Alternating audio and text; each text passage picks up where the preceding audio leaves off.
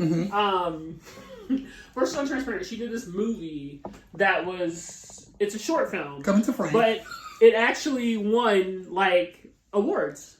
Yeah. And I was like, oh, this is so cool. I cannot, for life, remember the name of the project. But yeah, it won a GLAAD Media Award and everything like this. And I'm like, oh, why isn't she acting on bigger things? And why isn't she, out here in the world? And, to see that she had finally got posed, I'm like, oh, this is great. But I did the same thing with, like, MJ Rodriguez. But yeah, if I find an artist or whether it be a director or producer, I definitely go back and review their earlier work just to see.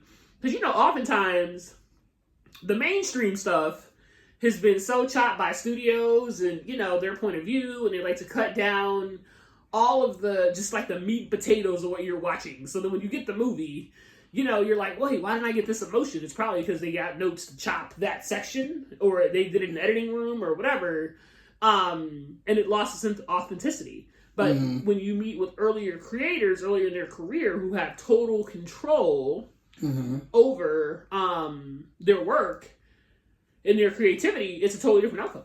I mean, do you feel that as an independent artist? I do. And I think a lot of times with a lot of people's earlier work, you get to see not just, I don't want to just say creative genius, but more the authenticity in the work, because it was their whole voice. Like you said, it wasn't where it was now. So many people being like, oh, do it this way or take it this way, is more their real artistic vision. And so even with like Barry Jenkins, I got put onto him through Moonlight, of course, which is an amazing film, one of my favorite films.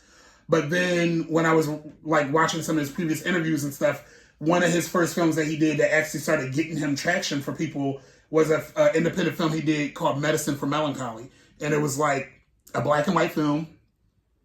It's very simple. You could tell it was not a large budget at all. But you can see where somebody seeing that will see that creative vision of like, oh, he's this type of filmmaker. And so a lot of people's earlier work, to me, is where you really get more of the foundation of them as an artist before they are, a lot of times I feel like people are able to still keep a piece of that for themselves, but you can tell when it gets more commercialized or watered now down, they have to, a certain demographic or, marketing. So, those become... So I love watching. And speaking of that then, because some of my favorite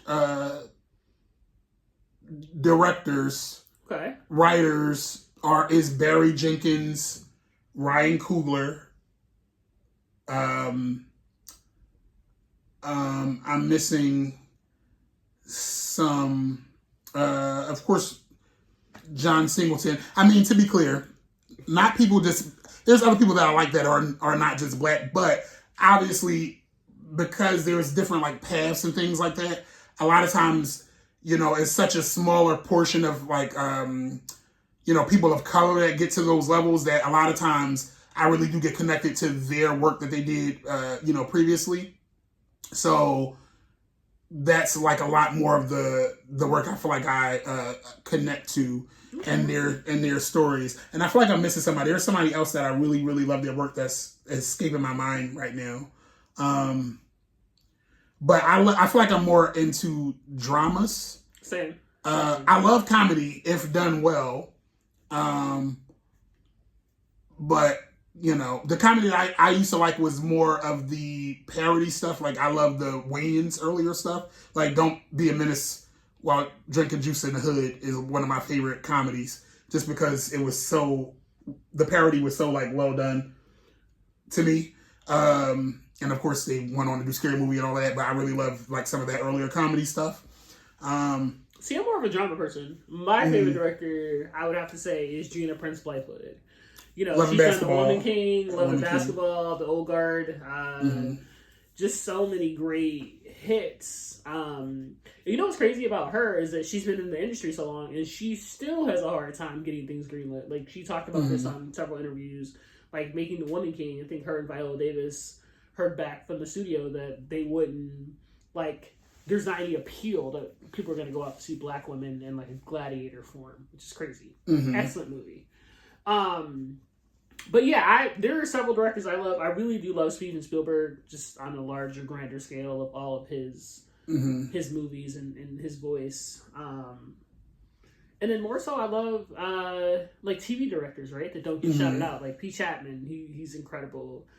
Crystal Robertson, so many behind the scenes. And then I love how TV's directed differently. Like you only have 10 days to get that one episode out, and then you're just on to the next. And you know, all that preparation and the engine keeps moving. I think it's so fascinating to see how the engine keeps moving, like as directors just come in and come out of each type of show, whether it be drama or comedy. For me, comedy, I have to give it up to Robin Thede with the Black Lady Sketch Show. Amazing content, structure, and the way that the show is made. I have laughed out loud, and I think they really take the Black experience to the next level in learning. It really just like bringing out some of our brightest moments, some of the things that are the most frustrating things within our culture is funny. So, you know, there's just so many great content or things out there, and people that are yet to be discovered, people who have stories to tell that we have not, you know, voices that have been silenced or not been yet realized. And so I think that's something that we should take into account as we, you know, move into the future. And I also, just now, because I'm thinking about some of the people that work, a lot of times I'll be liking people's earlier work, because I like stuff that was more in this like raw form. But even like Spike Lee's earlier work, it's like how he did his first film, She's Gotta Have It, like them taking like just simple concepts and things and creating things, even though my favorite Spike Lee film is Crooklyn. But really? That's my favorite one. I love that. I mean, he has other incredible films. Like my top three will probably be for me Crooklyn, Jungle Fever, and Malcolm X are my top three. Do the Right Thing. I know Do the Right Thing is not the top three for me. I know it's the one that film School and Media is always like this was his best script because he got the Academy Award nomination off for it. Great film, but that's not my top five Spike Lee films. Can I ask you a question about?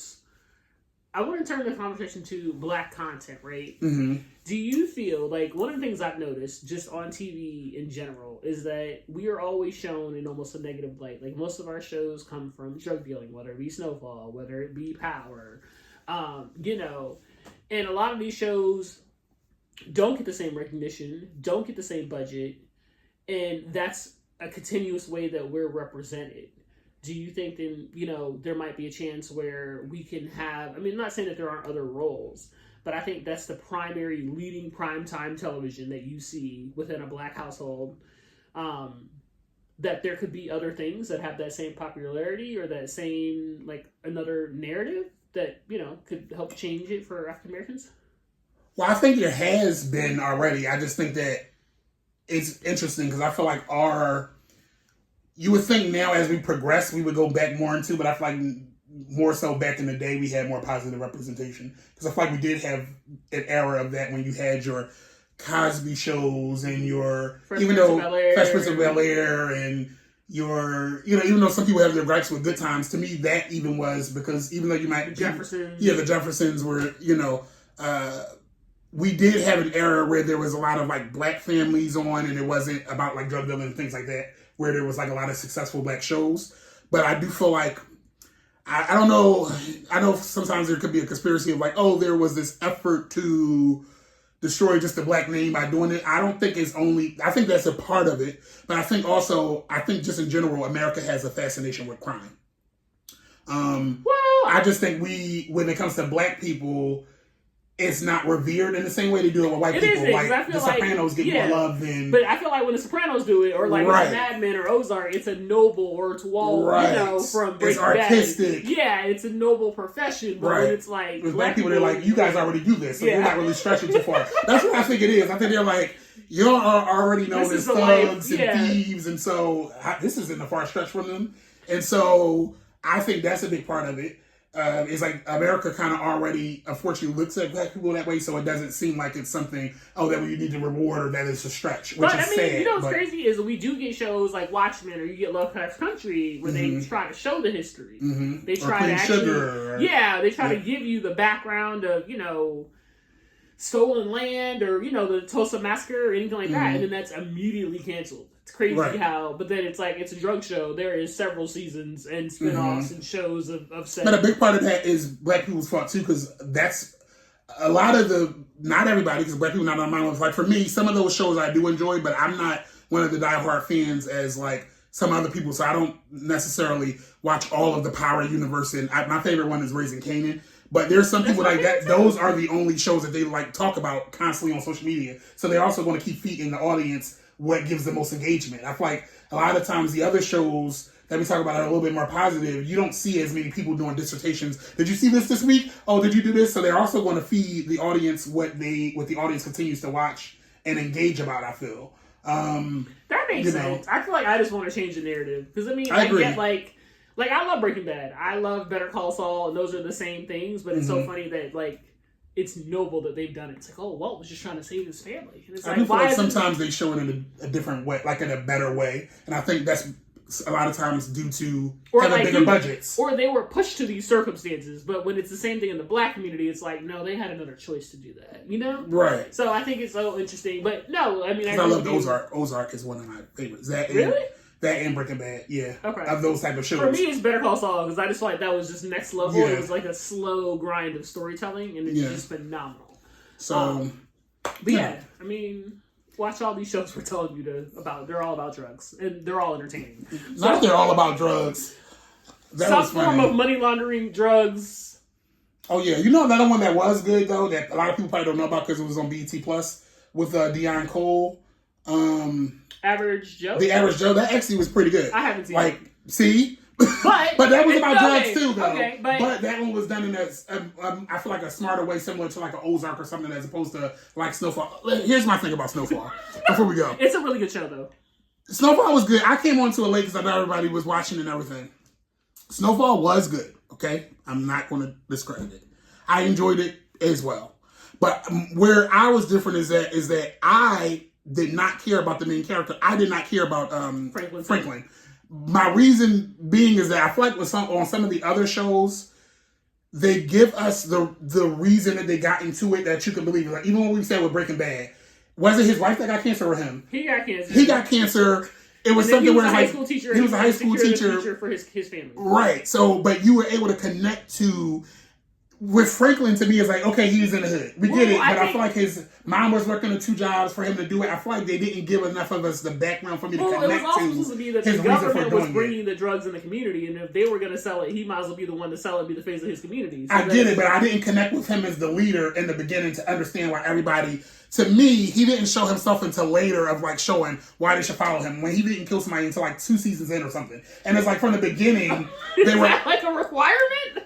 I feel like normally the other leaders on the shows that we're talking about, they start leading from the beginning and they bring people in where it's like, oh, they make sense. I feel like if this one is like, oh, Franklin was popular in the neighborhood, they're like, we're all going to follow you. But they never gave the audience the reason why he was the leader, the reason why people decided to follow him, the reason why I can connect to his story of being like, this is why he did it. There's an episode at the very end of like the first or second season that tells you exactly why he did it, because he was always going to be on the same outcome no matter what happened, whether he went to college.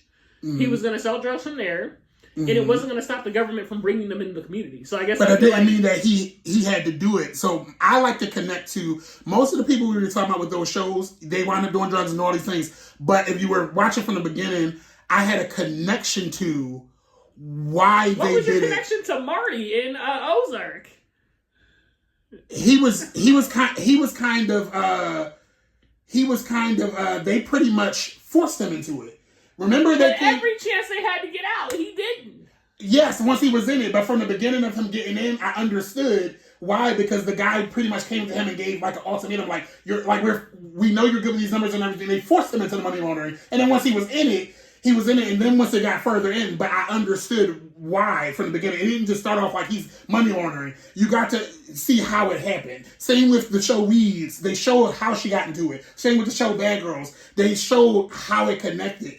Then people could disagree or agree on if they want to follow them in their journey or not. But I feel like with Franklin, they just threw us into it with him, and he's like, oh, he's this big guy now. Everybody was already following him, and we never went on the journey in the beginning to connect to him. So the whole time, I was never connected with how he got here and why I should be emotionally attached to. That's just me. Maybe other people was, but I never was emotionally attached to his reasoning for being in it, other than knowing, okay, he grew up in the hood. We all grew up in the hood and struggles, but usually you can see what might have happened to somebody. You lost your brother. Somebody broke in the house and did something to your mom, or your mom lost her job and now you can't pay the rent, and it's like, oh, I have to do this. Even to set it off when they went to go rob the banks, there were concrete reasons. There were specific reasons why the girl was about to lose her child, or there was something where he's like, I can go to college.